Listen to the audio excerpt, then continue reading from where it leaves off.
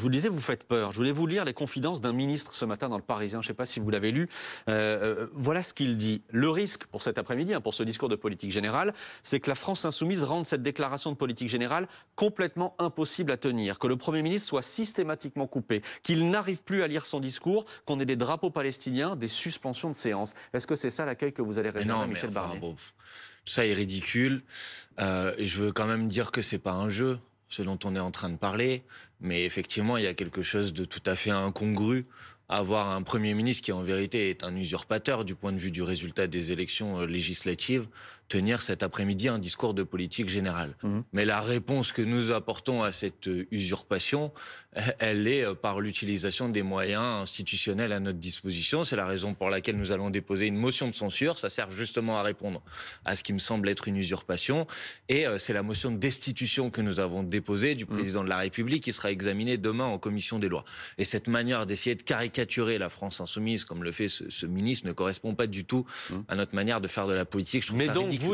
vous me dites ce matin à Laurent Neumann et à Amandine Atalaya, que je salue et qui m'accompagnent ce matin, vous dites que cet après-midi, la France insoumise va se tenir à carreau. Mais la France insoumise, le sujet, c'est pas qu'elle se tienne à carreau ou pas. La France insoumise, elle marquera bien évidemment sa désapprobation, son désaccord majeur avec le fait que M. Barnier, issu d'une formation politique qui a fait moins de 6% des voix à la dernière élection législative, soit aujourd'hui en charge de la politique de la nation. Et puis surtout, nous répondons sur le fond aux propositions qui seront faites par Monsieur Barnier, et dont certaines, je n'en doute pas, même si je ne connais pas la teneur du discours de politique générale à cet instant, ne manqueront pas d'avoir notre désapprobation. Mais est-ce que vous pourriez en approuver certaines? Je reviens sur ce que disait Mathieu Coache à l'instant en direct de l'Élysée. D'après nos informations, hausse d'impôts sur les plus hauts revenus, une surtaxe sur les grosses entreprises, une taxe sur les rachats d'actions, une taxe sur les énergéticiens. C'est assez cosmétique. de gauche, ça.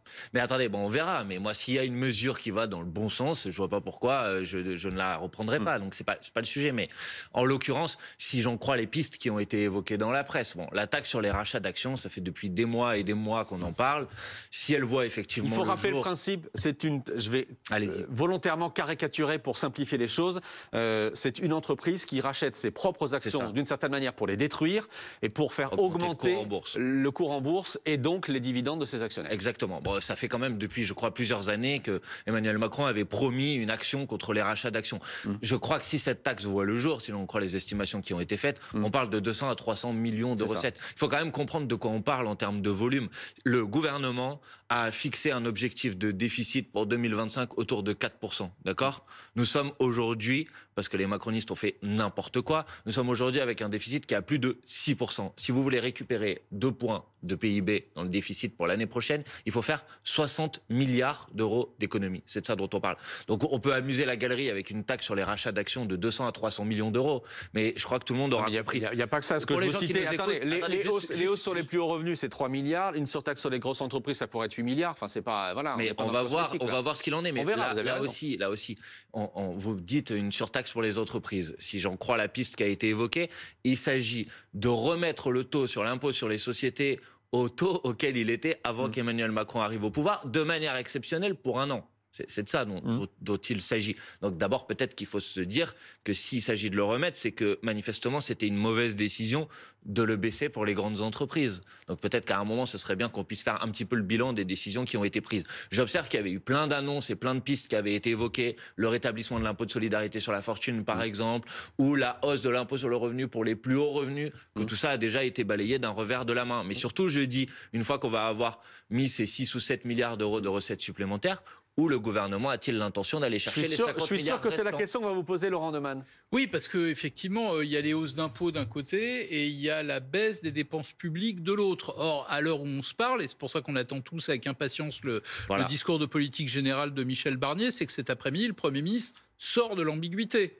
La baisse des dépenses publiques, est-ce que vous y êtes favorable? Et si oui, lesquelles? Je ne sais pas si vous avez des idées sur ce terrain-là. Moi, je ne connais pas celle de Michel Barnier, alors on se parle. Je ne connais pas celle de Michel Barnier non plus, et je ne crois pas une minute que vous allez faire 50 milliards d'économies dans les dépenses publiques en supprimant quelques agences ou des doublons, je ne sais pas quoi. La vérité, c'est que ce qui se prépare, et ça, les Français doivent le comprendre, c'est des coupes jamais vu dans les budgets d'un certain nombre de ministères. Ça a commencé cette année. Cette année, il y a déjà eu des crédits qui ont été gelés et le gel de ce crédit va se confirmer. Et pour être très concret, c'est l'enseignement supérieur et la recherche qui se voient amputés déjà d'une partie significative de son budget. C'est les Outre-mer, quand on connaît la situation en Martinique, par exemple, ces derniers temps, autour des mobilisations contre la vie chère. C'est le ministère des Sports. Il me semble que pendant les Jeux Olympiques, on a dit c'est super, il y a plein de jeunes qui vont vouloir faire comme Léon Marchand. Eh ben, sauf que le problème, c'est quand vous aurez coupé les budgets du sport, il n'y aura pas de place dans les clubs de sport. Donc vous dites que Barnier, c'est l'austérité?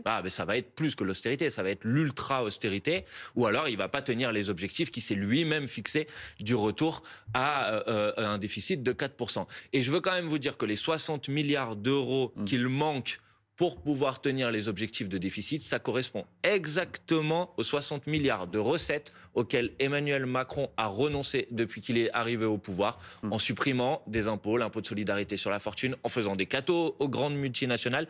Donc maintenant, vous me posez la question de savoir si moi j'ai des idées, je vous en donne une. Il y a plus de 200 milliards d'euros chaque année d'aide aux entreprises qui sont données sans aucun contrôle, sans aucune contrepartie, sans aucune vérification de si ça fonctionne ou si ça fonctionne pas, sans aucun ciblage entre les grandes entreprises et les petites et les moyennes entreprises, là où il y a beaucoup d'argent à aller chercher. Bon, sur l'état de droit, parce qu'il y a eu ces propos hier, on attend aussi Michel Barnier là-dessus, évidemment, il y a eu ces propos de Bruno Retailleau, le ministre de l'Intérieur, qui expliquait que l'état de droit, c'était pas sacré, que l'état de droit n'était pas intangible. Il y a un communiqué de presse qui tombe à l'instant du ministre de l'Intérieur, je vais vous le lire, le sujet de la protection et de la sécurité des Français est trop sérieux et trop grave pour être instrumentalisé par de faux débats. Il faut regarder la réalité en face, nous le devons aux Français, comme l'a rappelé Michel Barnier. Aujourd'hui, le droit ne protège pas suffisamment les Français, c'est ce que dit Bruno Retailleau. Bien sûr qu'il ne peut y avoir de démocratie sans état de droit, sans que la puissance publique ne respecte le droit et des libertés.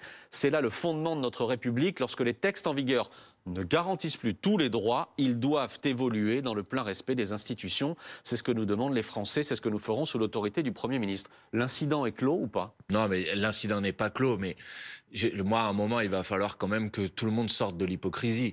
C'est-à-dire que depuis maintenant 15 jours, il y a eu un certain nombre de prises de position de M. Retailleau, dans la lignée d'ailleurs de ses prises de position précédentes, qui sont tout à fait inacceptables.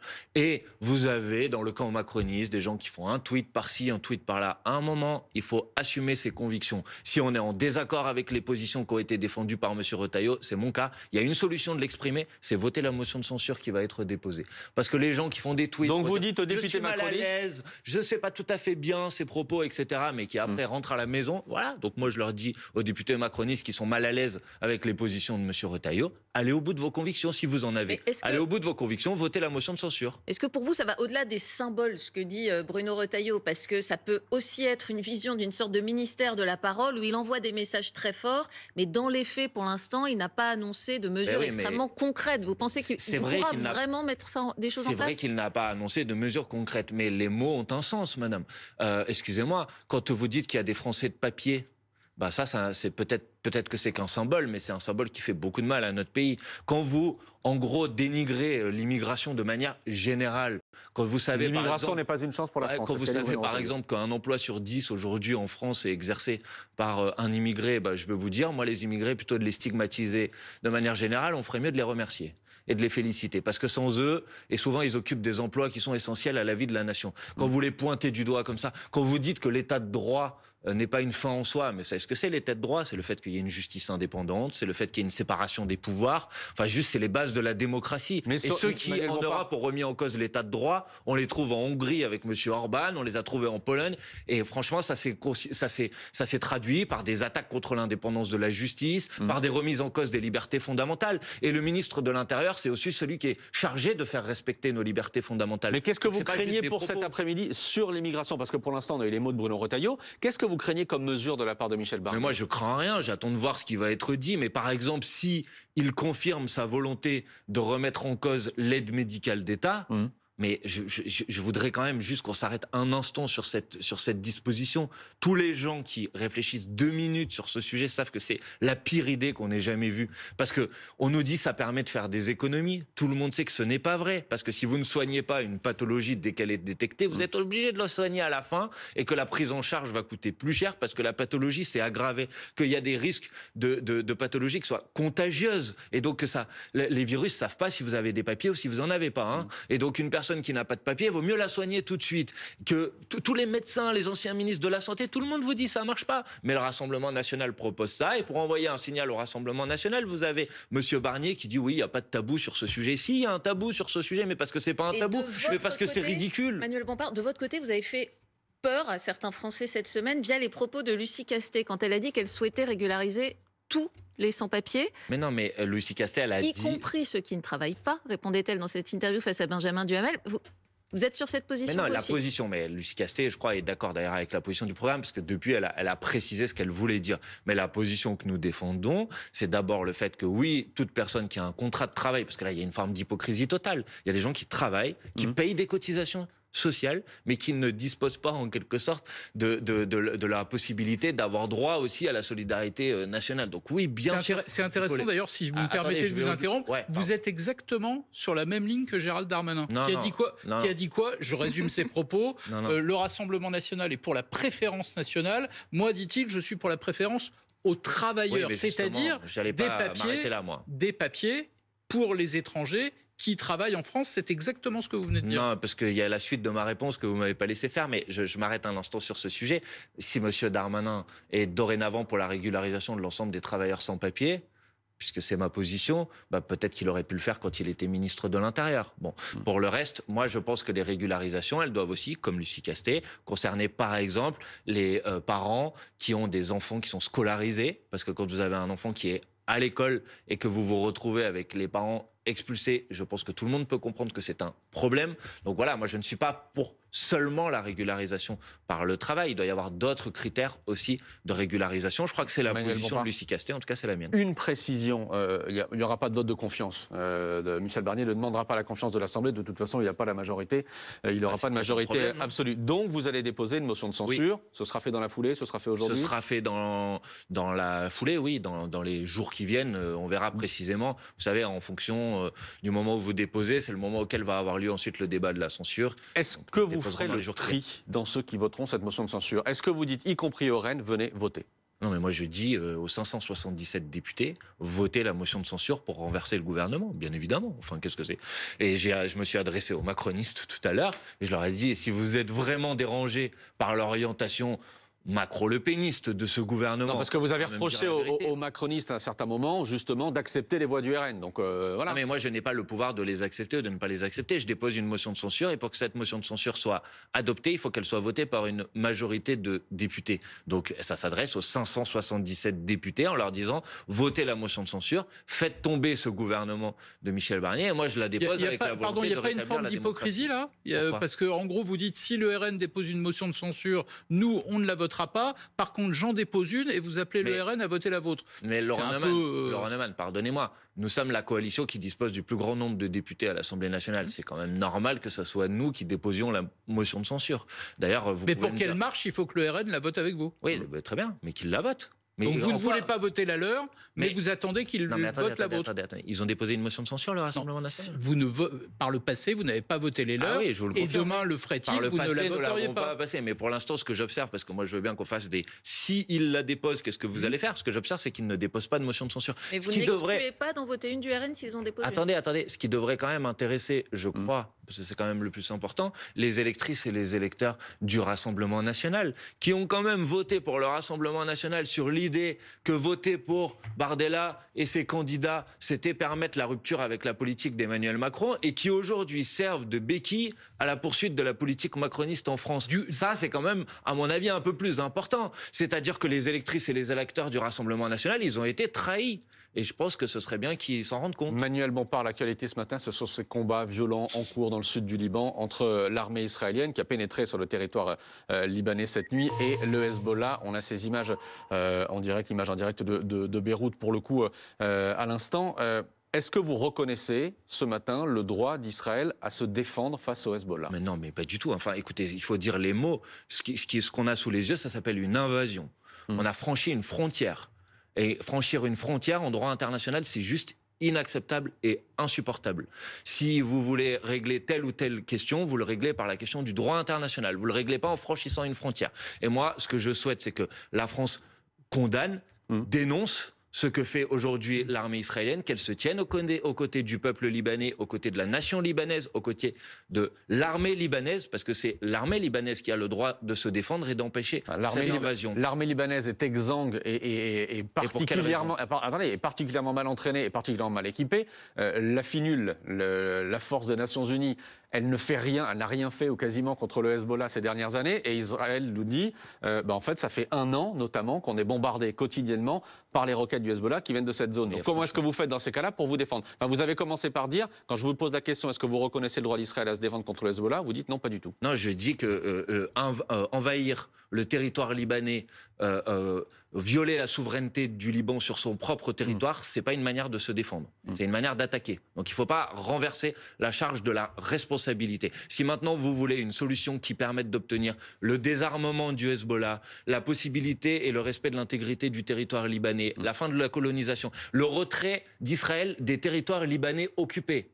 Peut-être que vous ne le savez pas, mais il y a des territoires libanais aujourd'hui occupés par l'État d'Israël en violation de l'ensemble des résolutions du droit international. Si vous voulez obtenir ça, il doit y avoir un cessez-le-feu au Liban, cessez-le-feu à Gaza et un processus politique avec le droit international. Le droit international. Pas je décide d'envahir une frontière, je massacre une population. Il y a 1 million de Libanais qui sont déplacés aujourd'hui sur les 6 millions que contient la population libanaise. Peut-être que ça devrait vous intéresser. Il y a eu plus d'1 millier de morts. Il y a des enfants, il y a 2 Français qui sont morts à Beyrouth. Et on en parle absolument tous les jours. On en parle absolument tous les jours, Manuel Bompard, évidemment. Je vous dis que c'est ça le sujet. Et donc la France, elle doit dire stop à Netanyahou. Sauf que vous dites c'est ça le sujet. Le sujet, c'est aussi Israël qui reçoit quotidiennement les roquettes du Hezbollah depuis le 8 octobre. Parce que le Hezbollah a décidé d'être en solidarité avec le Hamas. Si vous voulez que ça s'arrête, qu'est-ce qu'il faut faire? Qu'est-ce qu'il faut faire si vous voulez que tout ça s'arrête? Vous devez avoir un processus politique. Vous devez avoir la fin de la colonisation par Israël de la Cisjordanie. Vous devez avoir la fin de l'invasion israélienne sur la bande de Gaza. Vous devez avoir la fin. Mais est-ce que vous reconnaissez, et à ce moment-là, Manuel vous avez un processus de paix avec la possibilité pour Israël de vivre en sécurité, ce que je suis en train de répondre précisément à la question que vous alliez me reposer, et la possibilité pour le peuple palestinien. Est-ce que vous reconnaissez, Manuel Bompard, le Hezbollah comme une organisation terroriste? Mais moi, je défends la même position que la position qui est celle de la diplomatie française. Peut-être que là aussi, vous ne le savez pas. Est-ce que vous savez qu'Emmanuel Macron s'est rendu au Liban en 2020 et qu'il a rencontré le chef du groupe parlementaire du Hezbollah? Est-ce que vous le savez? Oui, absolument. Et quand on lui a posé la question de savoir, quand on lui a posé la question de savoir pourquoi il rencontrait le chef d'un groupe parlementaire d'une organisation terroriste, le journaliste lui a posé cette question. Il a dit mais le Hezbollah fait partie de la démocratie libanaise, il dispose de députés, ils ont des ministres dans le gouvernement libanais et il faut discuter avec tout le monde. Donc vous reconnaissez que c'est aussi une organisation terroriste? Mais je ne reconnais rien. Moi, je reste calé sur la position qui est la position de la diplomatie française et la position de la diplomatie française. La position de la diplomatie française. Non, ce qui n'est pas toujours le cas. La France insoumise n'est pas toujours alignée sur la position française. Depuis 1 an, c'est surtout que la position de la diplomatie française est en rupture avec la position traditionnelle de la diplomatie française. Ça vous coûte toujours de dire que c'est une organisation terroriste quand il y a eu les attentats du Drakkar, quand il y a eu Tati, la rue de Rennes, etc. Mais ça ne me coûte rien. La branche, il faut prendre les termes tels qu'ils sont, la branche armée du Hezbollah est considérée par l'Union européenne comme une organisation terroriste. Mais il y a une branche politique du Hezbollah qui siège au gouvernement, que rencontre le président de la République. Donc si vous voulez, si ça vous amuse, vous pouvez dire que ce sont tous des terroristes, mais à la fin, vous n'allez pas régler le problème. Et si vous voulez régler le problème, parce que quand même, il y a des gens qui sont victimes de ce qui est en train de se passer, et si vous voulez éviter l'embrasement général dans la région, et si vous voulez faire en sorte que le Liban, l'intégrité, la souveraineté territoriale du Liban soit préservée, que le peuple palestinien puisse disposer d'un État, et que l'État d'Israël puisse vivre en paix et en sécurité, si vous voulez obtenir toutes ces conditions-là, il n'y a pas d'autre solution que la diplomatie. Et pour obtenir la diplomatie, il faut forcer Netanyahou à revenir à la table des négociations. Et donc, il faut prendre des sanctions. Et donc, il faut décider d'un embargo sur les armes. Et donc, il faut suspendre les collaborations économiques. Parce que pour l'instant, celui qui refuse de discuter, il s'appelle Monsieur Netanyahou. Et c'est lui qui, après avoir envahi la bande de Gaza, massacré des dizaines de milliers de personnes, après avoir multiplié et continué la colonisation. Je suis pas sûr que le Hezbollah, est très envie de discuter. Et en train de s'attaquer. Je suis pas sûr que le Hezbollah est très envie de discuter. Mais je ne suis pas en train de vous parler du Hezbollah. Je sais, mais moi je suis en train de vous parler aussi. Le gouvernement libanais a dit hier qu'il fallait un cessez-le-feu et qu'il appliquerait la résolution des Nations Unies qui prévoit le désarmement du Hezbollah. Sauf qu'il n'en a pas les moyens aujourd'hui. Mais enfin, c'est incroyable. Mais c'est vrai.